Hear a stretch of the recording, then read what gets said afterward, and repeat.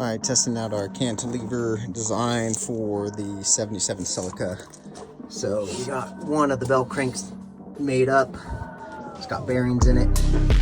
This will allow the push rod to come up. We'll cut out this will get welded in. This plate will be made of 3/16. It'll have a secondary plate on the back side, but it allows for a 6-inch suspension stroke for a 4-inch shock stroke.